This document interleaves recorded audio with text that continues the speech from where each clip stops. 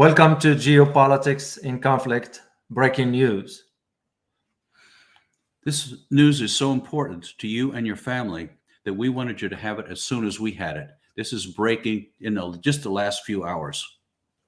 Well, indeed, that has to do with the Pentagon chief software engineer, or the person in charge. Yeah, his name is Nicolas Chaillan, and he's the chief software officer at the Pentagon.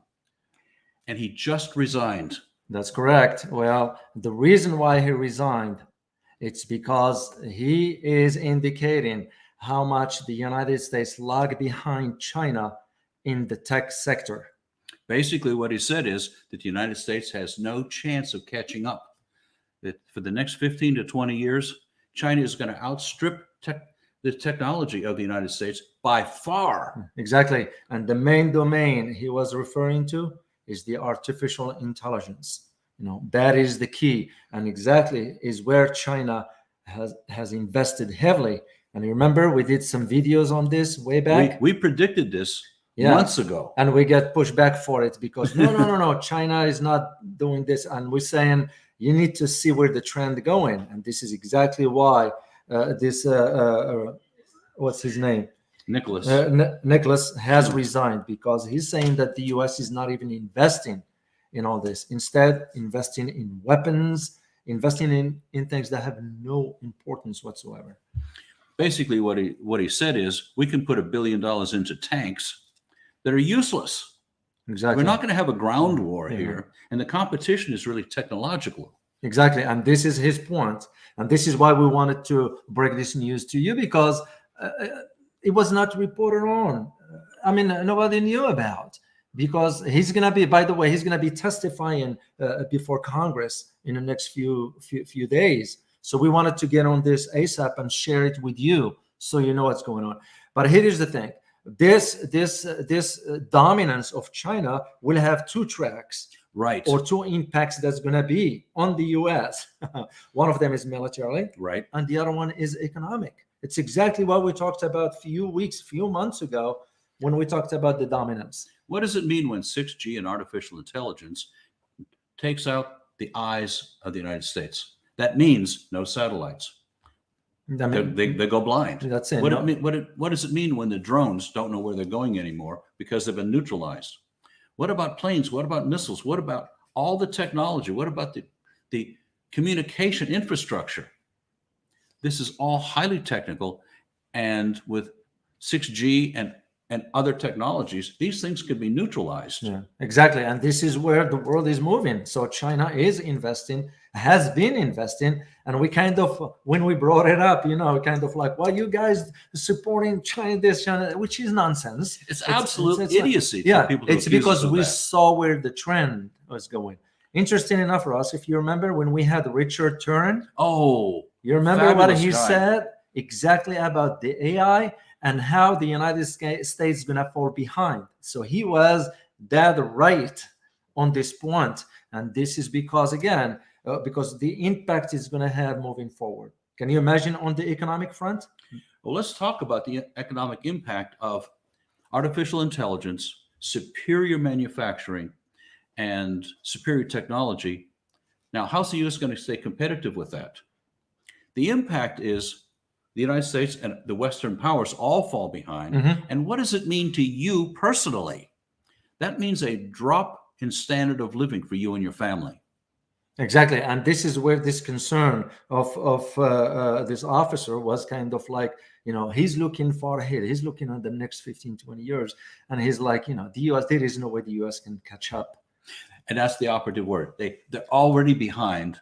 And there's no one except him seems to be paying attention to this. Yeah, well, because to him is the idea of he's suggesting that all this technology that China is involved in, it's kind of, it's almost like it's pressing ahead by keeping competitors way behind. By the time you take it into the example of 6G, oh yeah, we don't even have 5G complete network here yet, and by the time we get to 6G, China will be probably in 8G or even 10 for that matter. So And that's not the point. That's just You know, to see how fast they are moving the forward. first time we brought up the million scientists and Yeah. engineers that come out of universities in Yeah. China, we laughed about it. It's no longer a laughing matter. They've got this much horsepower in Yeah. terms of talent. And we even see that they've now limited the amount of video game time that children have. Exactly. They're to be productive. They're not to be playing these games. Exactly. And now it's the government has intervened to make sure that that's happening. Something we don't see in the US. If I may just share with you a quote from what Nicolas Chaillan, the individual from the Pentagon, has said, and I quote, he said, "Some of the US cyber defense system are at," and I quote, "kindergarten level." And he said later, "Nothing that China is angling to dominate the military sphere in the future." Oh, And it's, here's somebody inside the Pentagon. When you are the chief officer of the software and technology and all that stuff, you have, some understanding of where things are. And he's seeing where this is going. And all it's because the United States is investing its money on the wrong things, looking for wars elsewhere, creating conflicts elsewhere, rather than investing in its own infrastructure, technology, that is. So, the impact of seeing our nation drop in the economy, drop in world power, drop in world prestige, it's disheartening, actually. Yeah. Well, this brings a good point. Now we're hearing news coming out of Washington that the economy is doing good, when in reality it is not.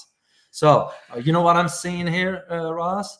I am seeing the same trend Australian government. I'm just going to say, Australia 2.0. Exactly. Here it is in the United States. Seeing them. Yeah. No, go ahead, Ross. What we're seeing is the government blatantly lying to us yet again. Exactly. And I am noticing that's the same trend when Canberra, the government in Australia, is telling people the economy is doing good, when in reality it's not. So now we're hearing this in Washington right here, that the economy is doing good. Is it any wonder that the approval of the United States government is at the lowest point in decades? Yeah, it's not going to be. It's not going to be where we're falling behind. That's the bottom line to it, and we're not willing to accept this reality. According to Nicolas Chaillan, we are already far behind. Yeah, and to me, I look at somebody like that. That's a warning, but yet I believe, and it's going to fall on deaf ears.